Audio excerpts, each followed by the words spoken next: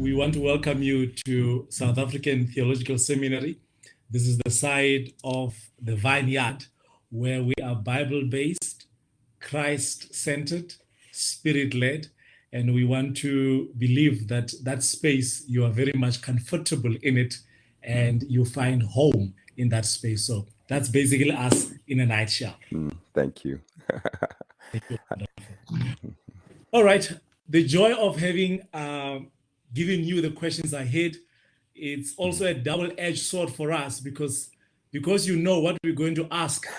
You might answer 2 questions ahead, but I want to warn you, even though I was not supposed to do this, I've got a co-chair here who's out watching you. If you do that, he says he's got spare questions that are not part of the list. So be careful. Well, you'll find that I'm a pretty obedient panelist and interviewee. I will follow directions. That's how I am. So I will not go ahead. Right. Well, Doc, let's start with the elephant in the room. And as I said, let's get rid of that bird and then we can fly freely. And that has to do with the terms and also the context issue, that as one reads your book, you find that it was written within a context, which is the American context. And on top of that, there are some words that are used in America which are not relevant for us, and I think the major one is the issue of minority and majority. Right. And even though we're talking about margins. So maybe let's start with that one, allow you to explain and tell us so that our viewers, our friends, and later on, even our students will be able to identify. So go ahead, sir. Yes, thank you very much for that question. I only once had the privilege of being in your beautiful country. It was a short time. I was in Pretoria North and for some meetings, and I noticed right away you used 2 animal illustrations. You said, let's get rid of the elephant in the room and to get that bird so we can fly. And I laughed because I think my friends who grow up around animals, I grew up in a very dense place in New York City. So I really appreciated that. It made me smile. But I think, yes, you're right. At some point in the book, I mentioned apartheid as an example because it was during my college years that I became aware of much more of what was happening in South Africa. But in the US context, when we use the word margin or minority, we're talking about, and the term people use now are people of color or people who were in the land already, indigenous peoples. So sometimes we use an abbreviation, BIPOC, Black, Indigenous, and people of color. And you'll see that a lot in the US because we were the people that became dominated by the white colonialists who came to the States. So when I use the term minority, I'm talking about Black or Indigenous or people of color, and white people of European descent would be the majority culture here in the United States. So when I say margin, that's what I'm getting at. Wonderful. Well articulated, because in our context, our African people are majority, but maybe they are minority in another form. We can talk about that much later as we get to that South African part that you're referring to. Yes, I think the second one, very important, is the definition of what you mean by margins and the might, because the two, they seems to be contradictory if you think about it. Like, how do you talk about margins? How do you talk about might? So if you could take us into confidence and let us through understand. Yes, I'm glad you picked up on that because I thought of the title of the book and I wrestled with other titles. One of the things we were going to call it was The Power of the Powerless. And I said to the publisher that I don't think, I'm not talking about people who are really powerless. They seem powerless in the world's eyes, but they really have power that comes from the gospel, from Christ. So I use the word might and margin because they sound like contradictions. You're right. But that's the point. It's that the people we don't think have any power, that they don't have any might because they've been pushed to the side, are the ones who have the might it's like what Paul says to the Corinthians in the early part of First Corinthians. He says, not many of you were of noble birth, not many of you had social standing.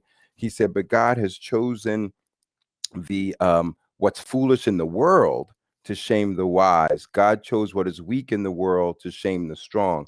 So that's what I mean. It's a paradox. It's the idea that what looks weak is really strong. Powerful. It's so good to hear it from the horse's mouth, so to speak, what he means by this. Well, thanks for that. Secondly, we're getting now we're warming up into the story here, into what I believe that if we are just allowed you to tell the story, you will do so well at telling it, as we already heard. Now, let me start it from the beginning. Shoot me if I ever work for white evangelicals again. So my question then is it because there's no gun in your house while you're still alive? Or is it because you kept your word and therefore no one has shot you yet? Well, maybe it's both.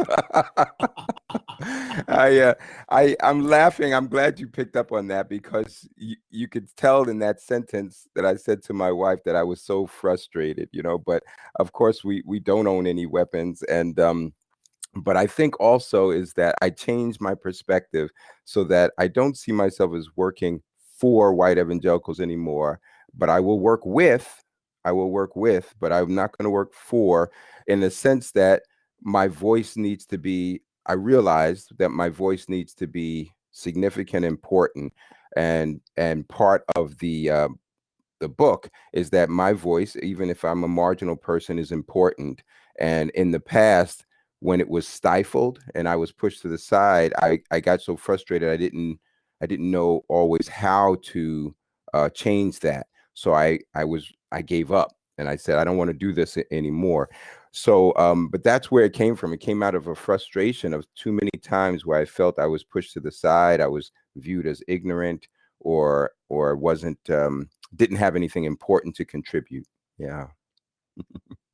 Wonderful. I appreciate that. Dennis, you have developed a habit over the years, and I can understand, but I don't think I want to understand. I need you to make me understand. Yeah. Being a pastor of a church in DC, and yet when you meet your congregants, you had to introduce yourself. Hi, I'm Dennis. Yeah. And I rattled with that and asked myself, what's the logic behind that habit? Was it a coping mechanism, or was it you trying to educate somebody? Yeah. Take us into your confidence. Yes, thank you so much for that question. You observed something. I'll explain a little bit for those who haven't read the book. It's that I was a pastor of a church that was mostly white, and very few African Americans in that church.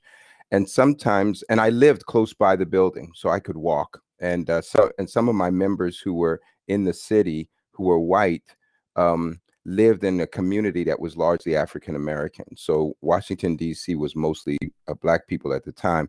So the white people who were there seemed to me, and sometimes by their own admission, seemed nervous that there were so many Black people around and that they were the minority in that neighborhood, right? So they were cautious. When they would look around, they would see Black people and were conditioned to believe that many of us were dangerous or threatening in some way, especially the men. So they would kind of, be cautious when they walk, maybe turn their heads a little and not make eye contact. So when I would be present, rather than seeing me as Dennis, they saw me as just another Black guy walking down the street. So they would be a little nervous or afraid or turn their heads again. So I would wave and they'd turn their head. So when I wave, I said, well, it's Dennis, so they would know who I was. And I found that at first, the first time it happened, I laughed and I just thought, okay, but then after a while, I realized there is a real fear here, that they were afraid of any Black man walking down the street, didn't see us, or if they saw me at the subway, we call it in DC, we called it the Metro. If we saw me at the Metro, they would turn their heads because they didn't know why this Black person was looking at them. So I found that to be it happened so much that it became a habit that when I would introduce myself to white people or be reintroduced, I would say it's Dennis, or I'd greet them because I could see they were trying to figure out, is this a Black person I know, or is this a Black person I should be afraid of? I mean, and so to answer your question directly, I think it did become a coping mechanism for me. I think it became a way of me just not having to deal with their frustration. I would just say, look, it's Dennis, you know, or deal with their confusion, maybe I should say. I would just say, it's Dennis. So they didn't have to figure out who I am. You know, it's funny, even many years later, when I attend a church where there's not very many Black people in the church, I tend to get confused with the other Black people. So I've gone to a church where there's another man who shaves his head like I do. And I think he has hair on his face, but I don't remember now. But I was called by this other person's name. And I thought, who is this? Why am I getting called this name? And then I found out there was one other Black guy in the church who's, you know, like this. So it's not like they just forgot my name. They actually confused me with the other person. So that's one of the things that happens. So I decided I would just say my name right away. Wow, brilliant, brilliant. It helps us to understand the context and understand some of the minute struggles that you may have to deal with. But one that is not so minute, that is so not so secretive, but quite famous. I think this one took a whole different knock in the past year, the Black Lives Matter. And in your book, you go through this part cautiously. I could actually imagine how you are walking around it cautiously, dealing with the issue of all lives matter. And yeah, I think the question is, how do the marginalized continue to explain what will often be deflection opportunity waiting to happen on the issue of Black Lives Matter when the response is all lives matter? Yeah. Well, you know, I feel that there may be different strategies. And one strategy is to explain. And I have friends who do that. They spend a lot of time trying to explain people. They give analogies. I saw one analogy going around on social media of the story of Jesus going after the one sheep. You know, it says if there's 100 sheep and one, he'll leave the 99 and go after the one, to say how important that sheep is, that it's not as if the other sheep don't matter, but at that moment, that sheep matters, right? So people were using that as an analogy, and I like that. So some folks will take a strategy of doing that. My strategy had been to stop trying to explain it better and better and better and better, you know, trying to give more and more strategies. I'm sorry, I shouldn't say strategies, but more analogies. My own strategy was to say, you know, I'm not going to keep explaining this to white people. What I would prefer to do is rally the people who have been marginalized to come together. We join in solidarity and we start to show how the way of Jesus in our life, in our community, in our fellowship.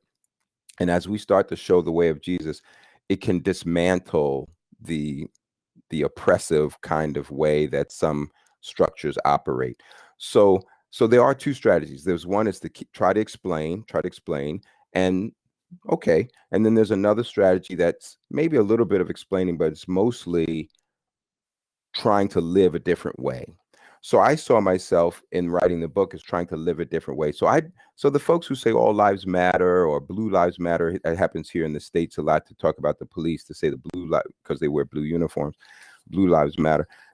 I don't argue with them. I just say, you know, we are on the margins, but we're going to live in a way that's Christ-like. And if we can join together and do that, we will show an alternative to the power systems that are oppressive. Yeah, so that's the way I've come at it. Brilliant, brilliant. As I told you, you and I have someone checking on us. So be ready. You might come with a different one. That's okay. That's okay. Good afternoon, Dr. Edwards. It's such a pleasure just listening in and to have my colleague Caswell pose some lovely questions to you. I mean, we're certainly getting so much out of the book already, just by way of introduction. Thank you. You know, obviously the book centers around the whole issue of power, and I see, you know, you've given each of the chapters a title: Power of, you know, the Diaspora, and so forth, Power of Justice, and so the bottom line is that it's a question of power. I mean, we can title the book whichever way we want, but ultimately, it's a question of power. Right. And so this book serves to affirm the power that apparently powerless people possess, and I think that's what you bring to the fore. Right. It's not about empowering people, but rather the inherent power that they do have. So how will the turned tables look if we had to turn the tables around that in the light of the gospel? What would that actually look like? Yes, I like that question because it encourages us to use our imaginations about what the kingdom of God can look like.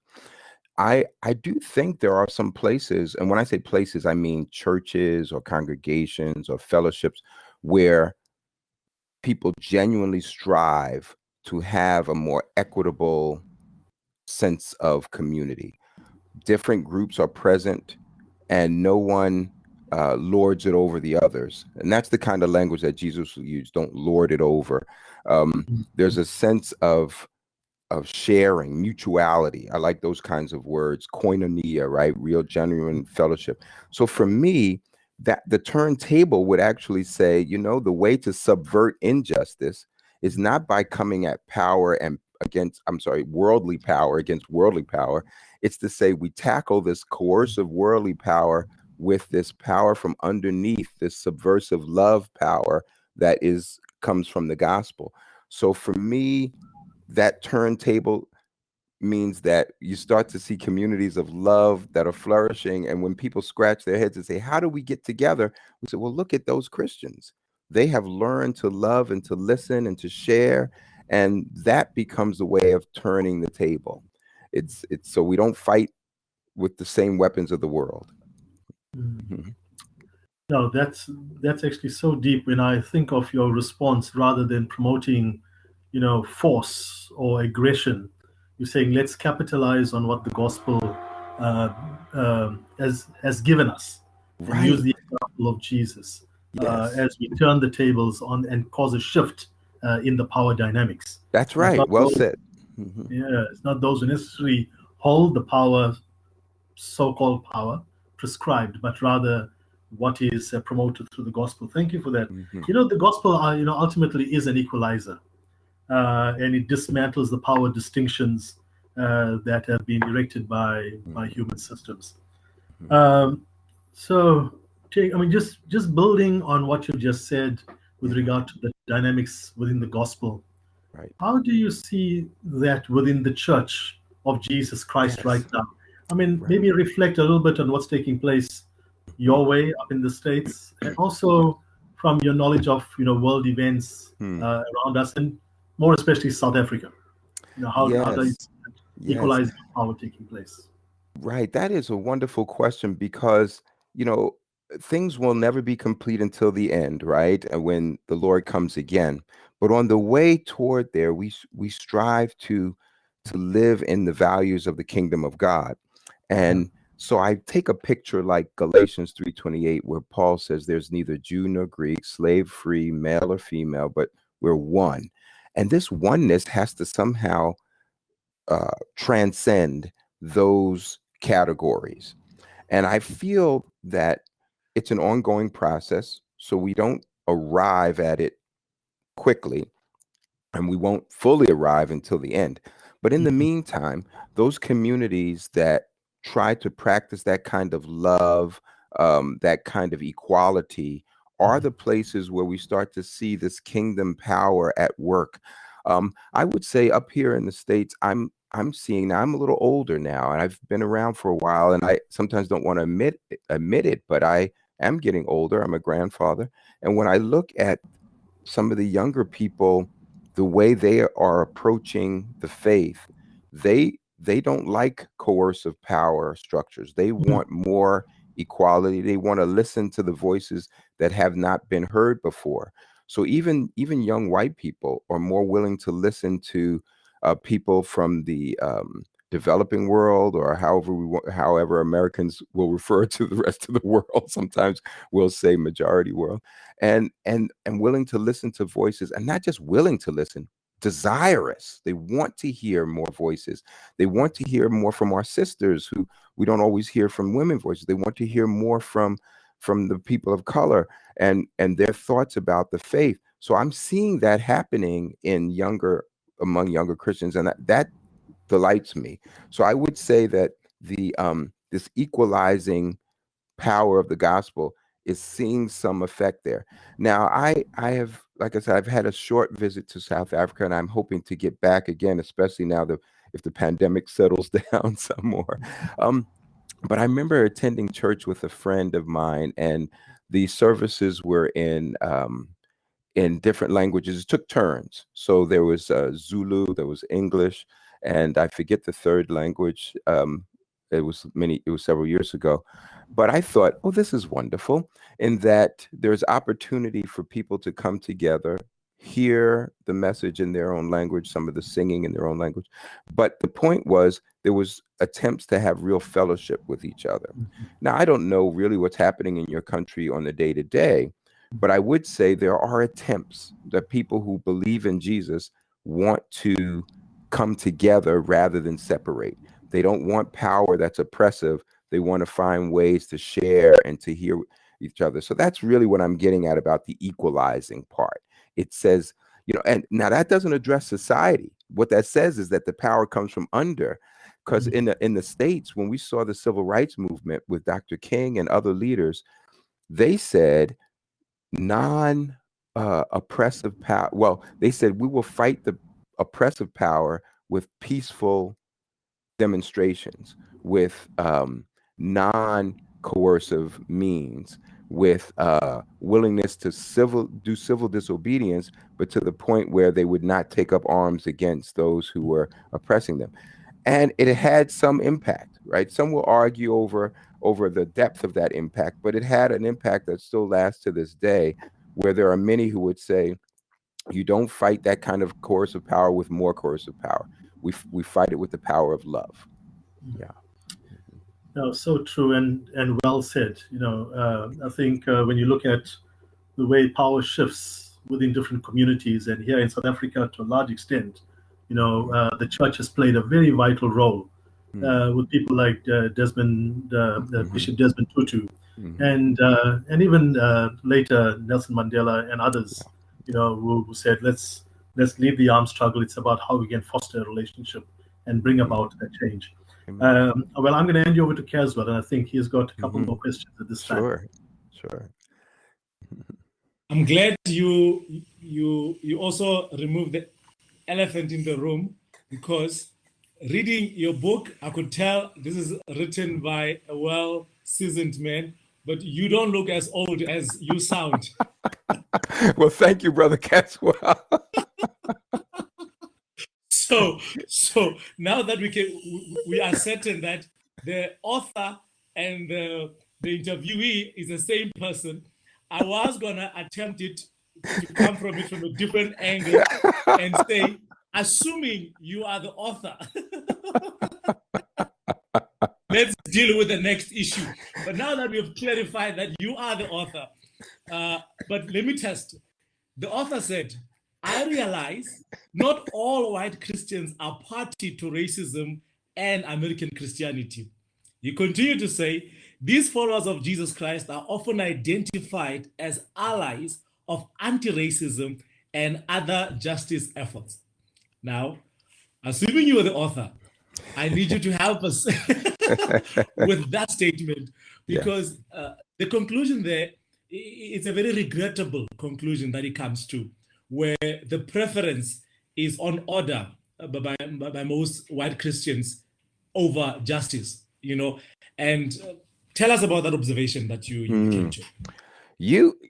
First, I just have to say, Brother Caswell, you definitely read the book very carefully. I very much appreciate those questions, because I'm not sure everybody caught that. you're right. The way you said it, a preference for order over justice. I have seen that happen. All right, I'll give you an example from my young days. I'll start there. When I was a young man going off to college, we were concerned about your country because our government seemed to support the apartheid regime, and there were Christians in America who also supported that, and some famous, well-known Christians. I don't want to say their names, but I do say in the book one of them. But they were supportive, and so and they would say back to us, well, look, they didn't like what happened when Rhodesia became Zimbabwe, and they said there were Marxist influences there, so that's going to happen in South Africa. And I said, well, it's not our place to say how people should govern their country, but there was there was a sense that if Black people had control, it would not be the order that they wanted, right? So that's an example of where they preferred order over justice. So I think that happens even in church settings sometimes with Christians here, not just on the national level, but on the local level, is that if people of color or margin people or Black people in my context were to speak up, that makes some white people uncomfortable. So they would rather us sort of keep our mouths shut and keep order rather than fixing this thing that's broken. So that's a good observation, because order seems important to a lot of people here. You hear a phrase in the US, law and order. They'll say that phrase a lot because they want things to be stable. They don't like when people are addressing injustice. But it's better to fix the problem than to ignore it and hope that you can just maintain order by bringing power, like police presence or something like that. So that's what I'm getting at. I'm trying to say that we really don't want just a pretend sense of order and calmness. We want to fix the problem that's broken underneath. Wow, brilliant, brilliant. Now, the next question, it tells you that I was investigating to see if the author is the same person. So elsewhere, other than in the book, somebody claiming to be you. I'm kidding. That's okay. But in Christian Today, you mentioned, Dr. Dennis, that some of the most zealous Christians in America are reluctant to recognize the injustice of marginalized people that they have to deal with on a regular basis. And I think that comes with a question to say, how do we make our brothers and sisters aware of these realities? How? And I know I'm being naughty by asking this question because it's tied up to all lives matter, in case you're not aware of what I'm bringing across. Yes. But I think as ministers, we can get tired as Black people, but as ministers, we can't. We don't have that luxury.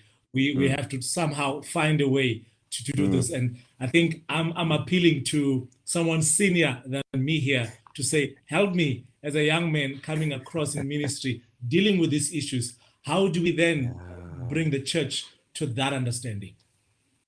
Well, Reverend Caswell, I struggle a bit with this one, because maybe it is a difference with our ages, because I have grown so weary that I have said, I do not want to spend as much energy on trying to convince white brothers and sisters of a problem.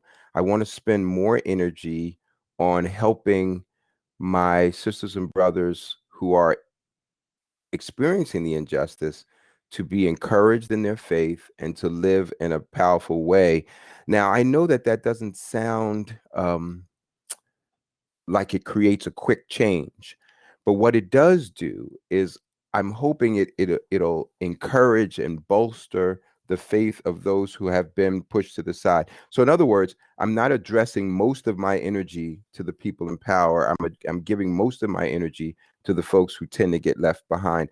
And I realized that when I was a pastor, that's the way I operated, but I didn't think about it till I was writing the book, is that, and sometimes I did get people in power upset with me because I was clearly giving more, was trying harder to listen to the voices of those who would get pushed to the side. And some of the leaders, they like to pay more attention to the people who have money, who have status, because that, that helps an organization to grow. And I think most Christian organizations do that still. We pay most attention to the people who give donations, the people who have status, because we need their energy, we need their money, we need their voice. But what happens often is that the people who are experiencing injustice have no way to communicate their voice, so they have to make noise. They demonstrate, they get upset, and they protest, and then we think, whoa, why are they so upset? Well, the problem is, we have to find ways of including their voices. So when I say they don't recognize, the majority of folks don't recognize the marginalized people, it's not because they don't have opportunity. There's plenty of opportunity. I think they choose not to listen because it's uncomfortable. I mean, we have media, we have social media, we have books, we have so much that the majority culture could make use of. So I don't spend my time trying to educate the majority culture on injustice. They can see it. I want the folks who are experiencing injustice to rise up and to live in a way that says we're going to demonstrate the kingdom of God values in a different way. Yeah. Great. Before I let Reverend Louis to come in, because we, like I said, you and I may never know what he comes up with. That's okay. So before I let him come in, maybe you can reflect a bit, and maybe I'm asking a question outside the book, to say the story with the church in DC, where this came for me. And do you know what happened to them now? Because I know at that stage they refuse the youth from the community to come in, with their own kids. So do you know what happened to them? Are you aware of the outcome?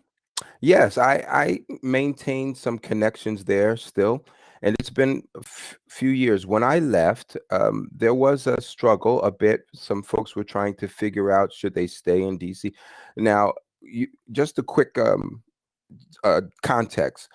Washington, D.C. is a small place, and it's surrounded by, in our country, we have states, so there's the state of Virginia, the state of Maryland. They are close by. So there are some people who lived in Virginia and Maryland and not in Washington, D.C. So their hearts didn't seem to be as invested in the community. So when I left, some of them decided to go to churches in their towns. So the church went from probably about 500 and some people down to about 100 so people, as many decided to go to churches in their own communities. So the church struggled a bit, but I would say over the years they changed their mission statement. They tried to figure out different ways. I honestly don't know how accommodating they are to the people in the neighborhood. The neighborhood started to change a bit, but I do know that the current pastor, he read my book, so he reached out to me. And he was bothered by some of the illustrations in there. So I think they're at a new day now where the leadership says, hey, what happened in there was not good, and we want to be better now. So that's a good side. I'm encouraged by that. Wonderful. Reverend Louis, over to you. Thanks, Caswell.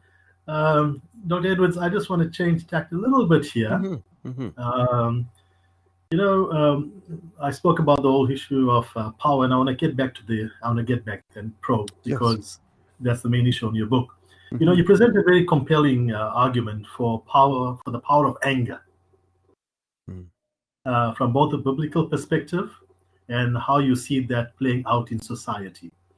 In your response to Caswell, the previous question, you mentioned the words demonstrate, protest, uprising, all of those words that kind of engender a certain kind of ideology.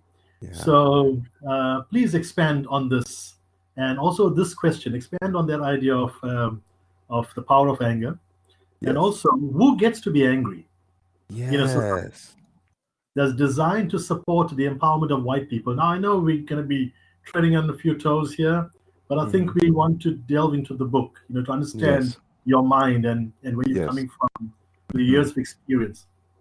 Who gets to be angry in a society designed to support the empowerment of white people and the disempowerment of people of color? Yes.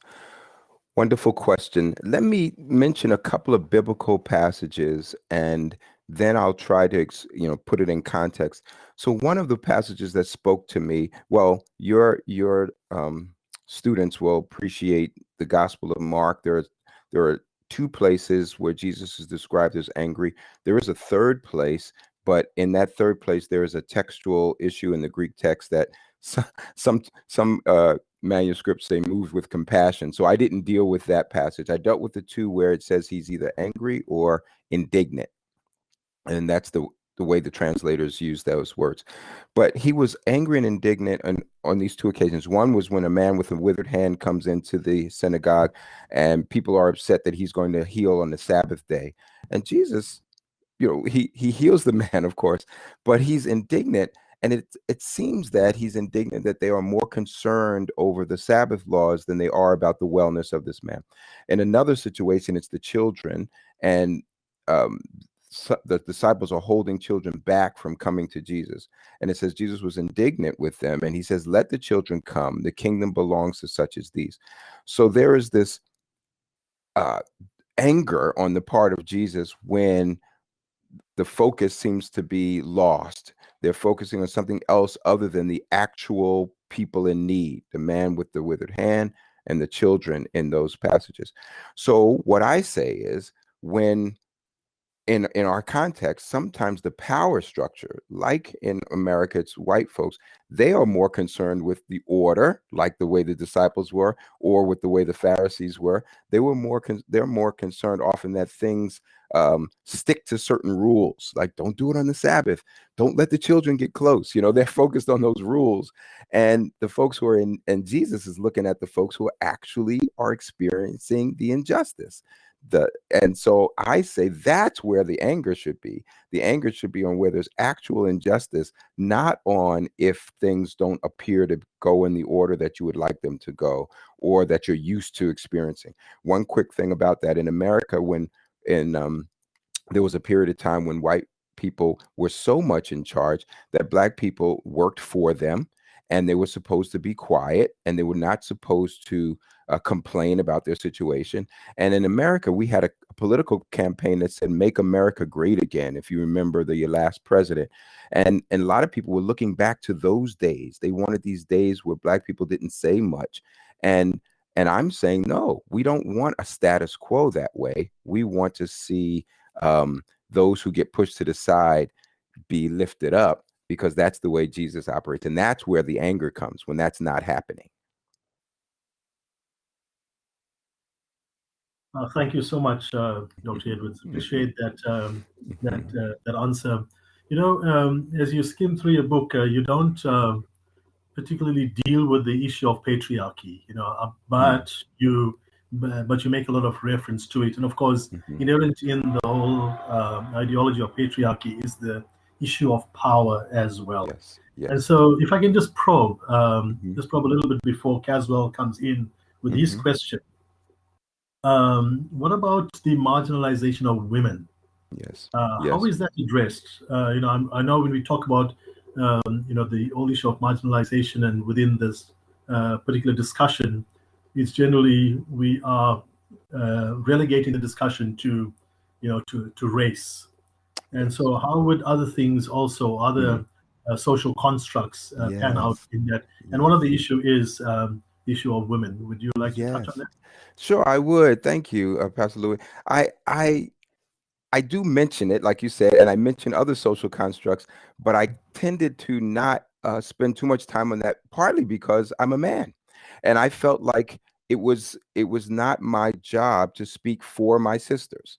In other words, I wanted to model something. I wanted to say, if my sisters speak, I want to listen to their voices. And so there were times in my chapters I quoted women, because that's something I wanted to show as a value of mine. But I didn't want to speak for people that I couldn't speak for, because my whole point is they can speak for themselves, and that's what I want. I want their voices to be heard. But you're right, patriarchy is one of those things, and I feel like I know some churches have different views on what role women should have in the pulpit, But sometimes they take those views and they turn them into more than that. So instead of saying women shouldn't be pastors, some say that, but then they'll also say this is what they should do, and they can only take care of children, or they can only clean the house, or they can only. So they start to create roles for women that are not necessarily in the Bible. That to me is a misuse of power and patriarchy, right? But so I try to address that in my own life. But as far as speaking for women, I want to encourage my sisters to speak, and I want them to know that I listen.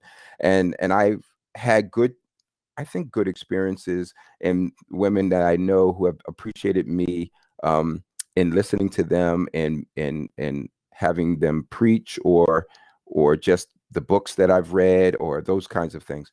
So I'm glad that you mentioned that, but I wanted to be clear that I do believe in listening to my sisters' voices, but I don't want to speak for them.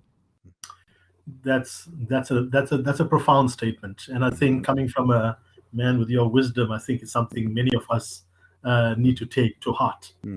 As we also, because I think the tendency is we want to speak on their behalf when we realize there's so many that are empowered themselves and can speak for themselves. Angelo, let me hand over to you now. All right. I'm glad you guys also got rid of that elephant in the room.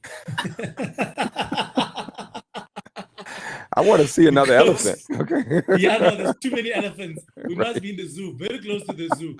So we got rid of that elephant. Great stuff. Well, taking you back again, Dr. Dennis, to this was well coined, so I couldn't ask it without quoting what you wrote.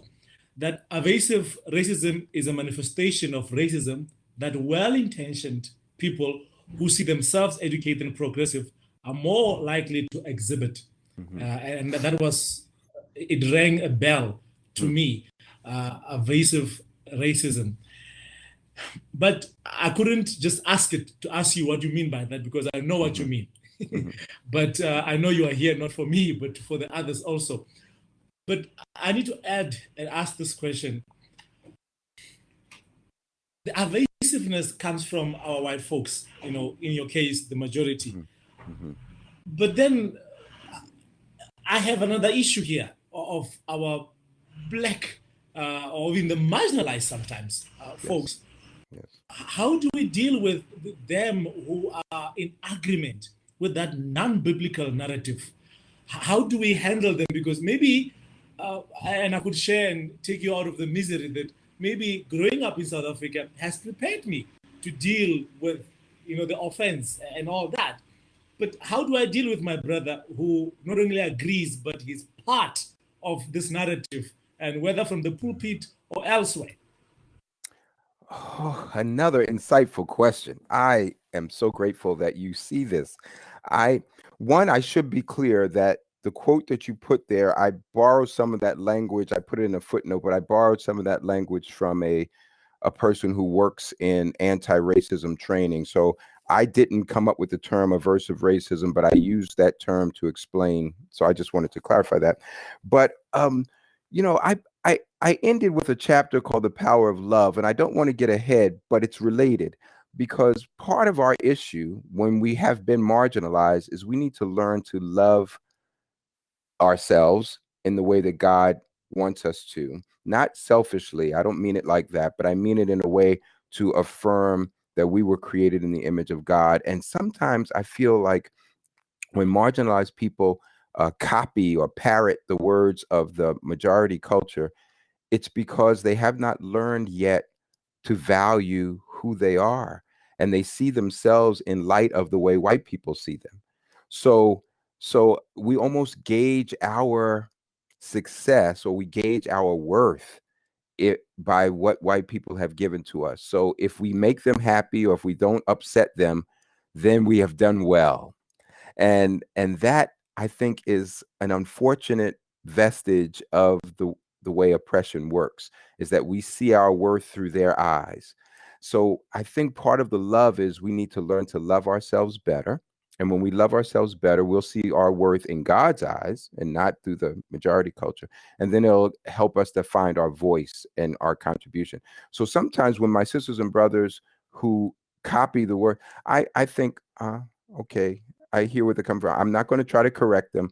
And you probably have picked up when I say this. I have long answers. I'm sorry, but when part of my strategy is not to keep correcting people, because I do find that sometimes you get into too much there. I try to turn my attention over to the folks who are willing to, who have ears to hear, and let them hear, and try to get them and encourage them to move in a more empowered way. So that's, yeah. So I think hopefully that's an answer. When there's Black voices in agreement with the white, with a non-biblical narrative, I try to just show a better way, and I don't try to keep convincing them. I know you didn't intend for this to be, but I will just give you this, that I've recently been aware of what they call appreciative inquiry. And I think you model that so well that I can't, if this was a battle, I can't win at you. I cannot win. Well, I have been ministered to by appreciative inquiry as well. So I'm glad that you see that. Yeah, Thank no, you. you just modeled so well in your response, and I appreciate that, because well, thank I think you. if we could do that, because I think we get so involved and waste more energy and power in the contra, into the negative, and we have no time to build. And I think that's what you're saying. So we appreciate that. Well said. Now, on the lighter note, Black Panther is so present in your book. I was starting to wonder. I was checking somewhere in case they paid some royalties.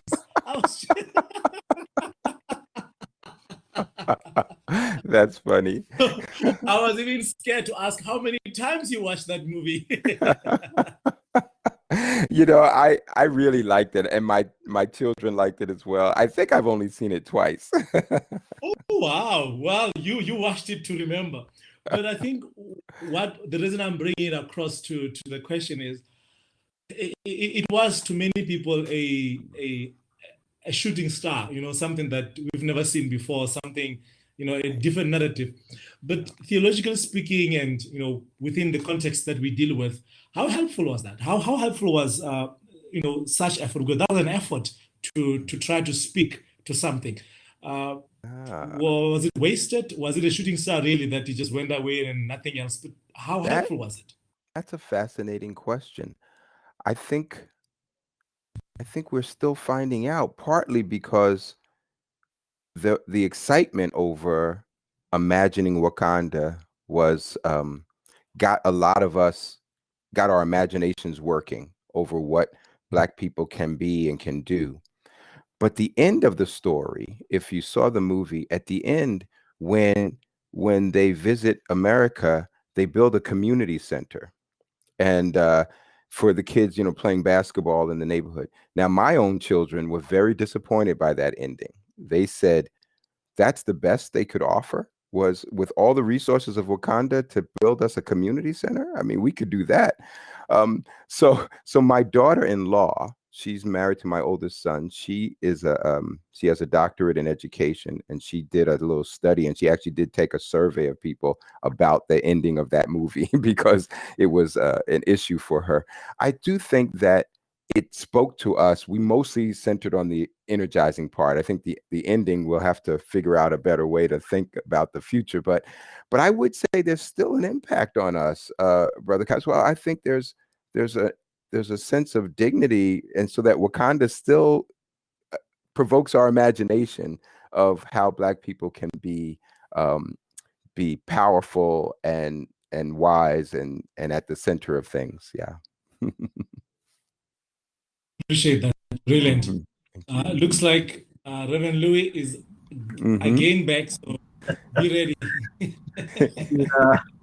No, thanks. I mean, I'm just enjoying it. I think there's just so much coming through, and we just sense your commitment to this entire, to the entire enterprise of just turning things around and changing it.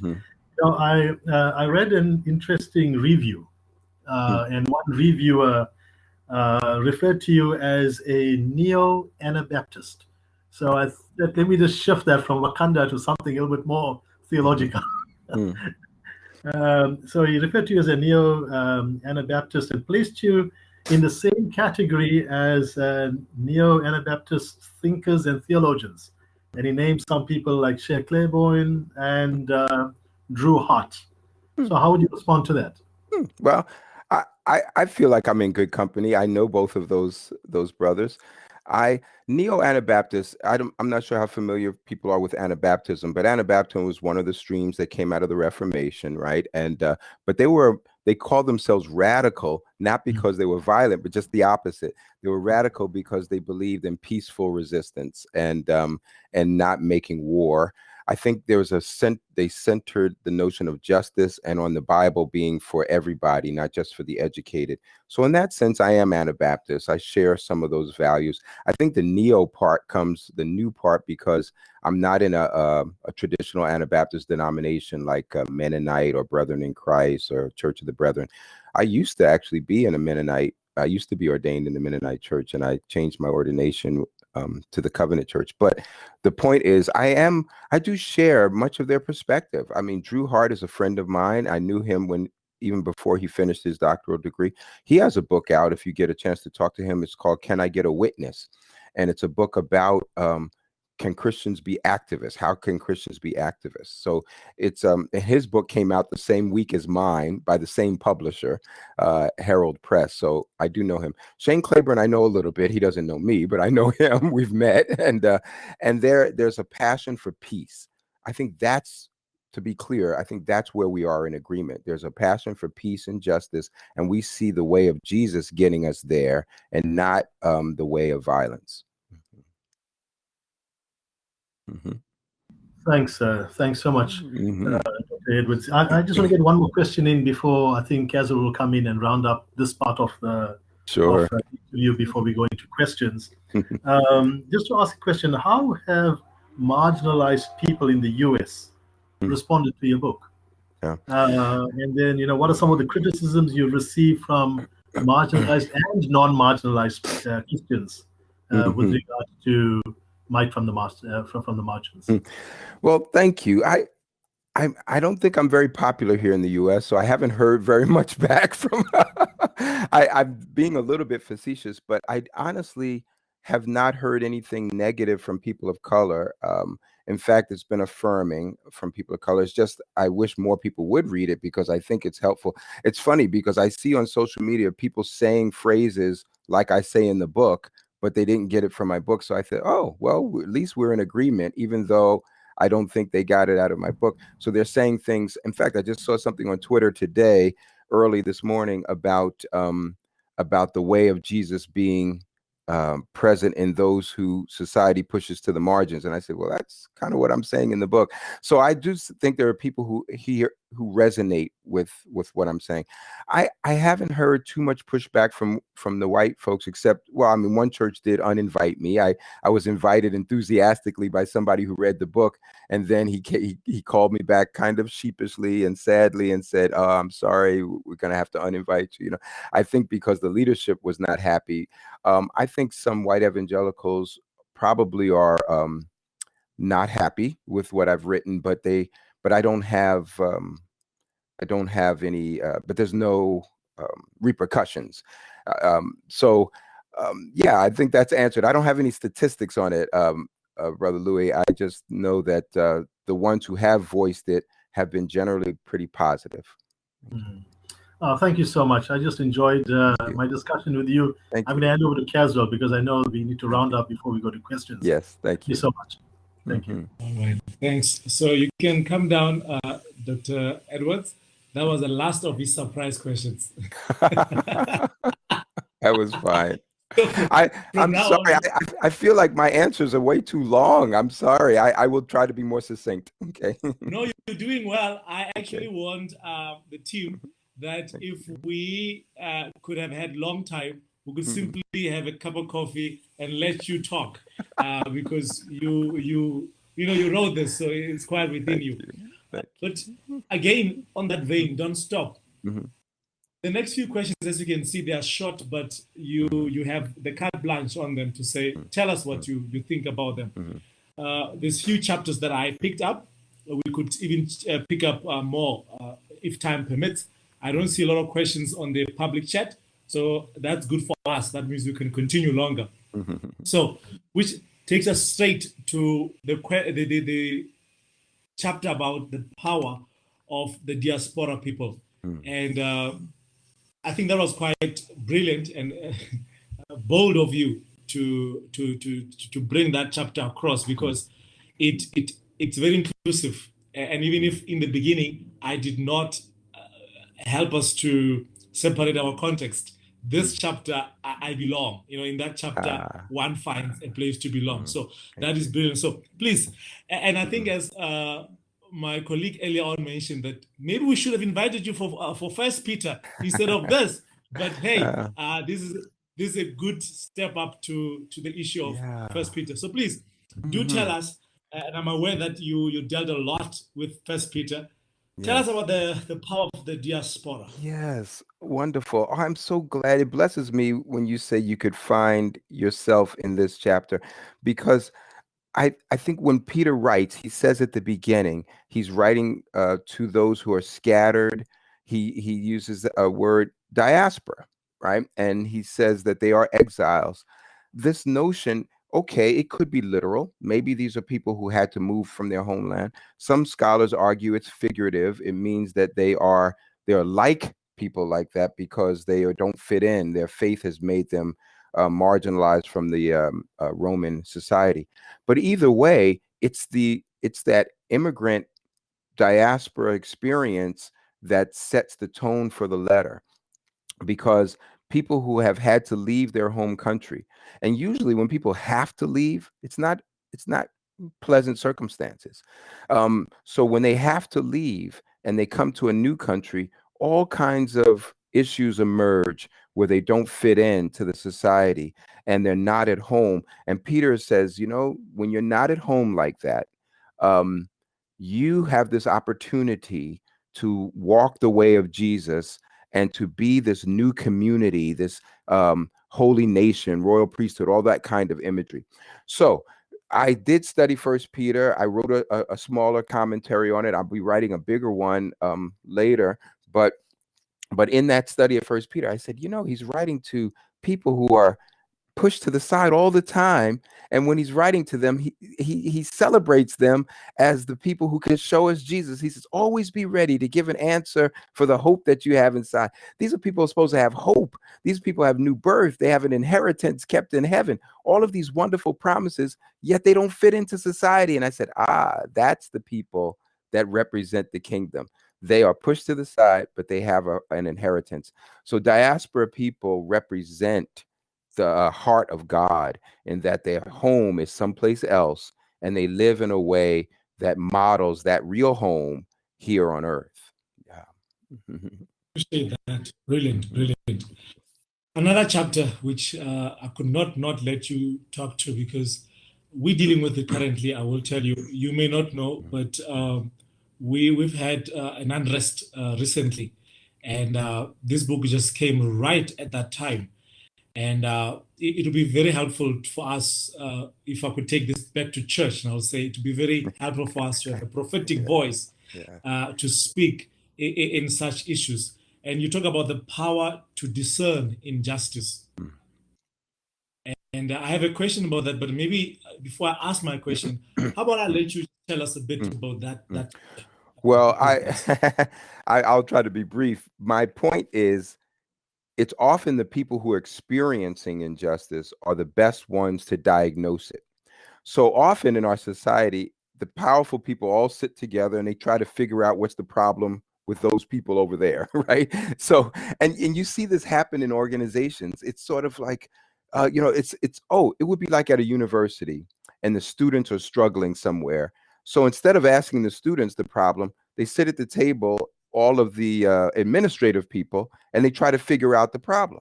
Well, it's the students who are experiencing it, so we should hear from them. So the people who have the power to diagnose the problem are the ones who are experiencing the problem, for the most part. So the power to discern injustice, what I'm saying is that the folks who are experiencing injustice are often in the best place to describe what's not working well. and can help you figure out a better system. This happens with workers in factories. This happens with the workers who say to the administration, this is not the best way to organize things here in the factory. We should be doing things differently because we're the ones getting hurt. And so if management is smart, they will say, the workers, they see what's happening. They're right there. So it's the same thing with systems of injustice. The people who are experiencing it can diagnose it and often will know what the problem should, how it could be addressed. Great stuff. I see there are questions in the public chat, so we will go into them soon. But I've got one more question that this one has to be asked. Let's go back to church. Let's go back to the seminary. And this is where we are. Because when you talk about the interpreting the Bible as an act of power, you hit it right on the head. It's a very sharp hammer. I don't know if a hammer can be sharp, but this one of yours was very sharp. Because talk us through that. Talk us through the struggles of those who feel marginalized, if any, especially when we're talking about power to interpret the Bible, because you and I, and I'm assuming much as I'm younger, the curriculum in theology has not changed much. Chances are I read some of the books you read in hermeneutics and so on. And so that's a very contested space. So talk to us. That's rich. What a good observation. Well, obviously we have this history, both in your country and in my country, of white Christians using the Bible to keep us down. So in America, when they were preaching slaves obey your masters and borrowing just a couple of verses from Paul, they used that as a hammer on us to keep us in our place. So then we began to associate Paul with oppression. And it got to the point where the Bible, so even when I was coming up, there were black people who said, look, we don't need Christianity anymore because Christianity is only oppressive. It's the white man's religion. And I still hear that now, 40 years later. I still hear people saying Christianity is a white man's religion because it was used to oppress black people. So the question is, if we as marginal people, women, black people, people coming from another country, if we start reading the Bible and we still embrace Jesus, and we say, but the Bible has more to say than what you're telling us, or it has a counter story than what you're telling us, then I want to hear from those people. And I feel like we develop a power to see ourselves differently. We have a power to see God differently. It creates a power to see the world differently. So I'm glad you saw that. So it goes back to the question that Pastor Louis asked about patriarchy. It's saying, can I hear the voices of those who have been pushed to the side, who are thinking theologically? They're writing books, they're thinking, and it pushes against the way things have been presented to us. Now, sometimes there's resonance, there's overlap, of course, but there are other times there's a tension with what we've been taught by white European theology. So I think that's important for us. So that power comes by listening.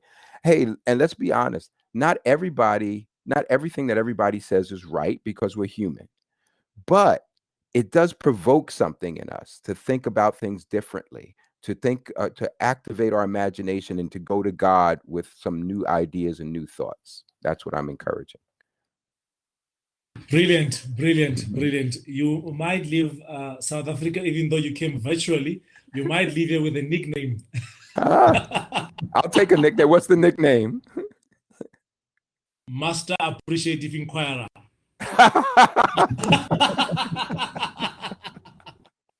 Thank you, my brother. All right. On that note, there's a question or two. I'll let Reverend Louis ask it, and then we'll pick up after those few questions are answered. Hi. Thanks, Dr. Edwards. I think you can see one of the questions in the chat if you are looking at the chat. So I'll read it and you can just answer through. This comes from one of our faculty, Jose.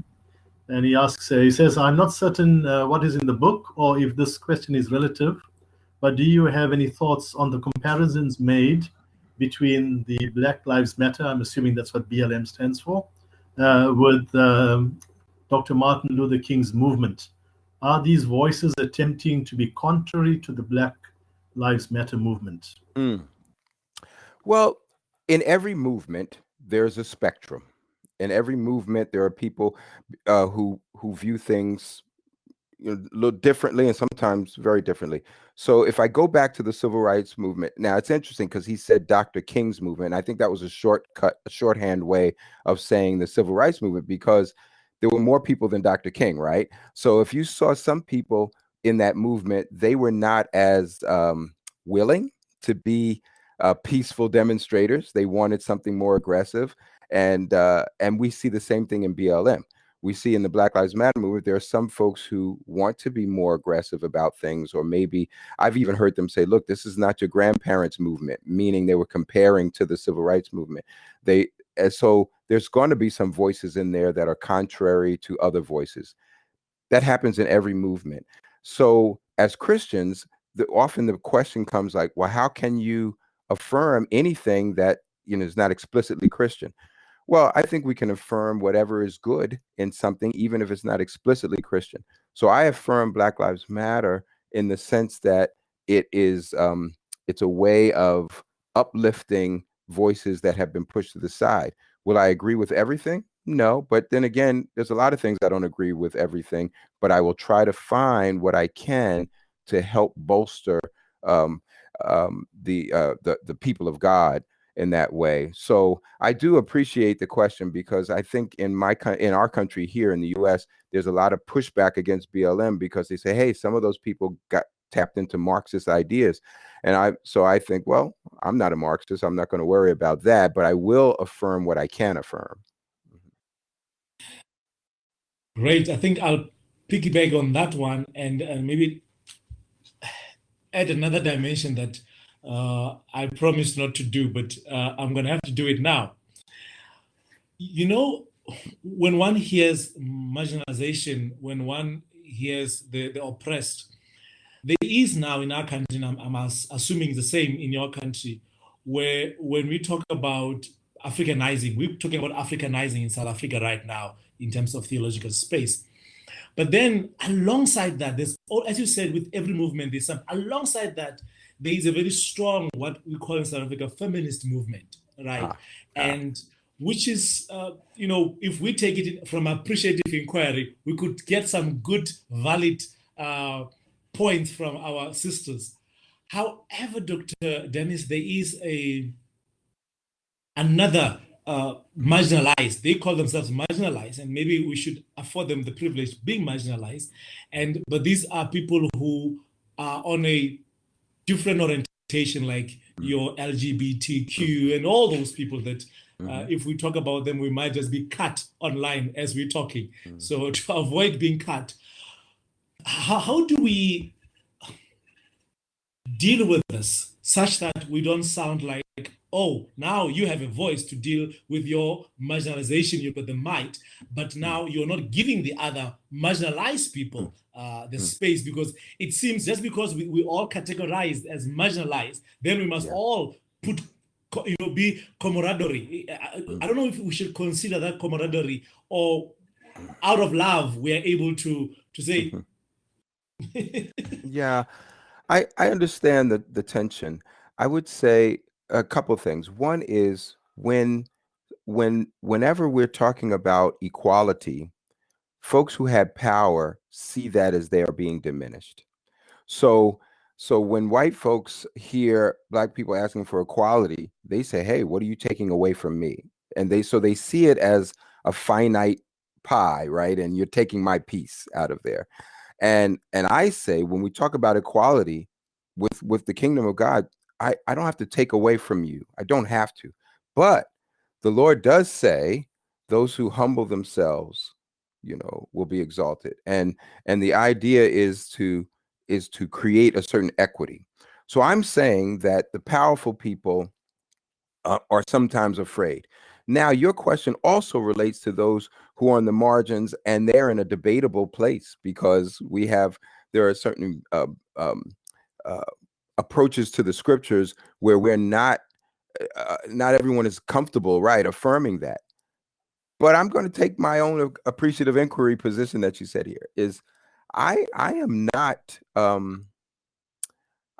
agitated. Maybe that's not the right word. I'm not dissuaded in my faith by anyone else's views, and I can listen. I don't always embrace, but I can always receive. So, so when I was a pastor and I had people who were, who came, with a different perspective, or maybe even with a different sexual identity orientation that people, some others would find disturbing, my goal was to say, but I'm a pastor. I'm a shepherd. I want to hear. I want to receive. Now, for some people, that's too nice. They want me to be firmer and denounce evil and denounce sin. And I think, well, my job is to keep pointing you in the direction you should go. My job is to point everyone back to the cross, back to Jesus. So Brother Caswell, I think maybe my struggle is I still listen. I listen to everybody. And that's one of the things that old age affords me. I can I have this privilege now of saying I can listen to everyone, and I might not embrace, as I said, but I will always engage as best I can. So that's where I'm at. I don't know if that's it gets at a fuller answer, but you can follow me. You're following me. Oh, you're muted. Muted.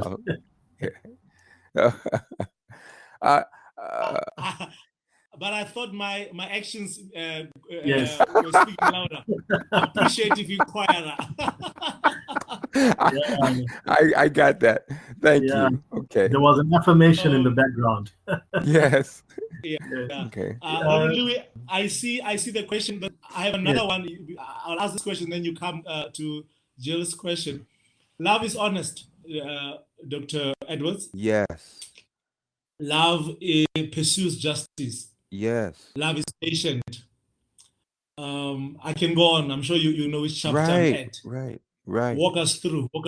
Give us yes. something to take, because this is the crux. Right. You got it. So when I got to the love chapter, my chapter on love, I went to the love chapter 13 of 1 Corinthians.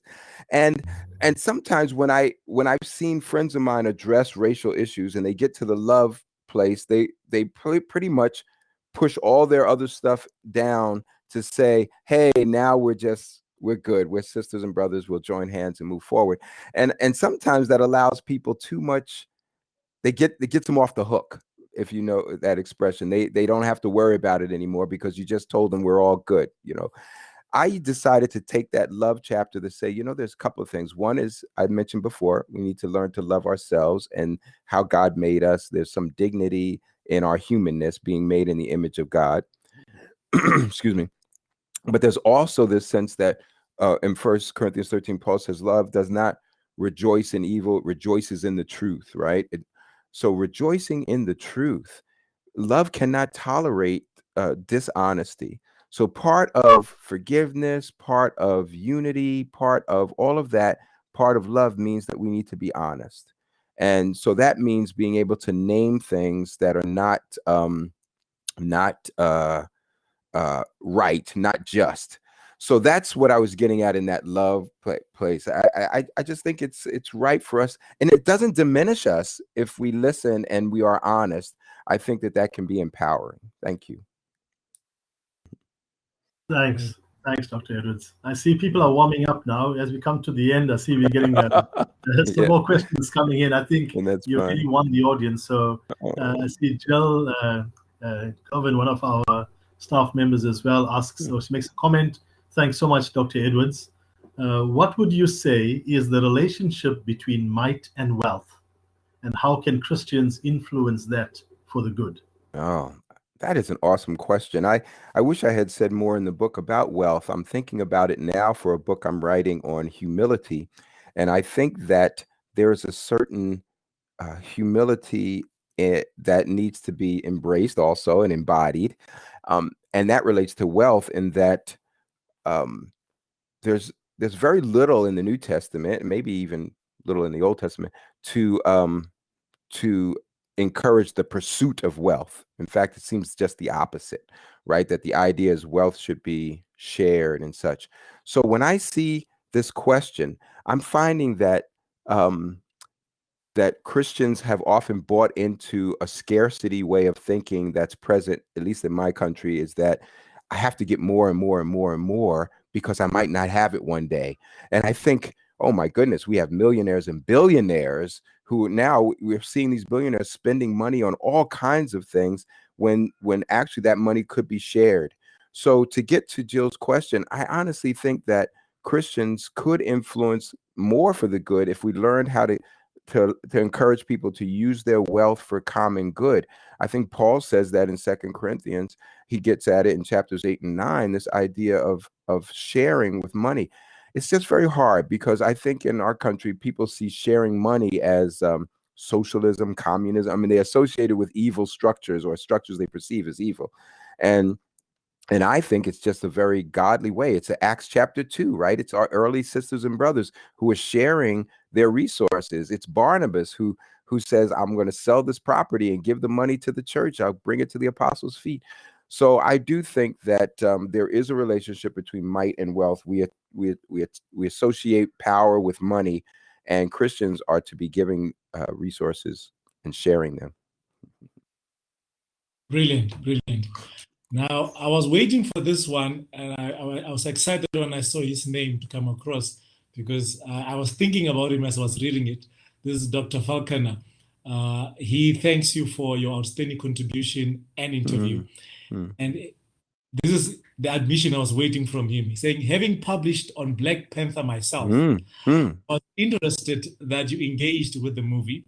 While I was researching for my paper, an African American here in South Africa criticized Black Panther.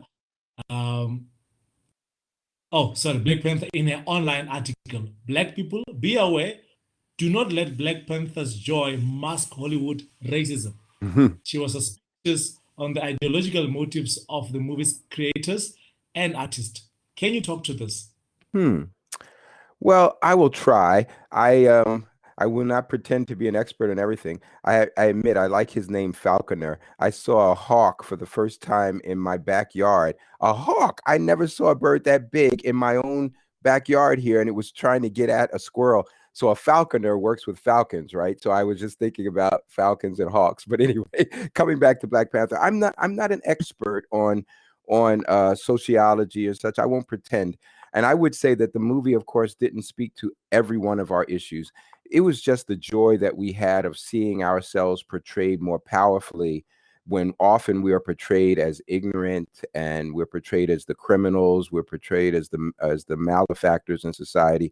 So I just wanted to borrow some places from the movie that would I could use as examples.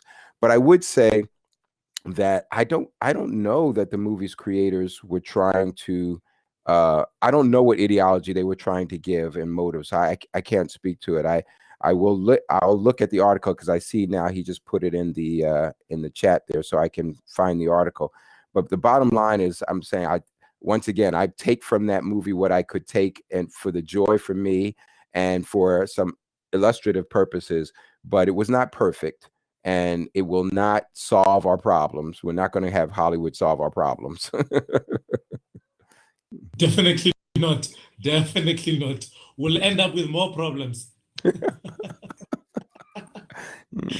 Right. Dr. Edwards, thank you. He thanks you for the question. By the way, you are spot on about Falconer. He is the Falconer. We know him as Very good. Yeah. So trying to wrap up, we're almost to the end of our time, and we appreciate your early morning. We know you still have a long day. We are wrapping up. It's Friday here. We're going to a weekend, so we're quite relaxed. And before we all come in, keep looking to Jesus. Keep looking to Jesus. Amen. That's you at the end, at the epilogue. And I want to give you this opportunity to do just that and wrap it up for us. And then I'll hand over to Brother Roloff. Oh, thank Bless you you. so much. I want to say right away, though, how much joy I had in this. You really have made my morning energizing.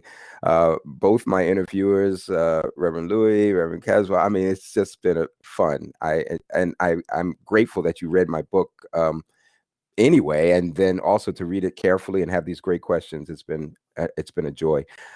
My point, though, is that Jesus really, when we picture Jesus, we all might have different images of Jesus in our mind. And but it's interesting that the New Testament doesn't describe his physical characteristics. Is that none of the gospel writers tell us what Jesus looked like. And it's almost as if it doesn't matter, but where he was and what he did mattered, right? So the fact that he is a Jewish person in occupied territory, the fact that he doesn't have a home to place his head, the fact that he has to walk around with disciples with a common purse of money and he's not independently wealthy, all of these things are helping to picture a simple life. The Philippians 2, who did not cling to equality with God, but kenosis, he emptied himself, right, and took on the form of a slave. So the fact that we have this picture of Jesus, that's our guiding picture. Not so much a physical picture, not a European man with blonde hair and blue eyes. We have a picture of a marginalized Savior who humbled himself. And with that picture, that should guide my life, right? And unfortunately, worldly power, even among Christians, when they exercise worldly power, are not looking at Jesus through that kind of a lens. They want to see Jesus with, I don't know, a gun or a flag or some other way of demonstrating power. When Jesus says his power, he was demonstrated when he gave his life, and then the Lord, and then God raised him from the dead. That's power. And that kind of power is the truly subversive power, because that kind of power is not what anyone would expect. You don't get power by laying down your life, but Jesus demonstrated power by laying down his life and God raising it up again. So that's the kind of power that marginal people tap into. So I want to leave it at that I am not talking about politics per se. I'm not talking about all the worldly systems, but I do think worldly systems get subverted when we exercise that kind of power like Jesus. Amen.